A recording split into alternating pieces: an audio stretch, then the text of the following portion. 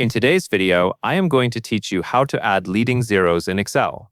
This is a very useful formatting trick when you are working with numbers that need to keep a fixed length, such as zip codes, product codes, or ID numbers. By default, Excel removes zeros at the beginning of a number, so using a custom format is the easiest way to display them correctly without changing the underlying value. Start by clicking and dragging your mouse to highlight all of the cells where you want to add leading zeros. Make sure you select every cell that should use the same number format, because the formatting you apply will affect the full highlighted range. Once the cells are selected, right-click anywhere inside the highlighted area. This will open a context menu with several options related to formatting and cell settings. From that menu, click Format Cells. This opens the main formatting window where you can control how your selected values appear.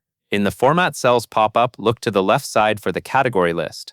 This section contains different formatting types, such as number, date, currency, and more. Scroll to the very bottom of that list and click Custom.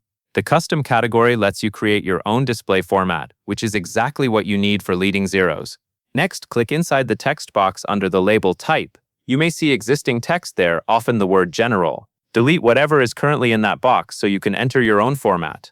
Now type a sequence of zeros based on how many total digits you want each value to display. For example, if you want everything to appear as a 5-digit number, type 5 zeros. If a cell contains a shorter number, Excel will automatically add zeros to the front so it matches that length.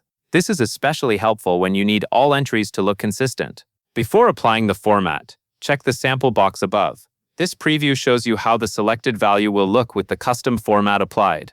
If the preview matches what you want, you are ready to finish. Click OK in the bottom right corner of the window. Excel will instantly apply the format to all selected cells, and you should now see the leading zeros displayed exactly as needed. That covers everything you need to know.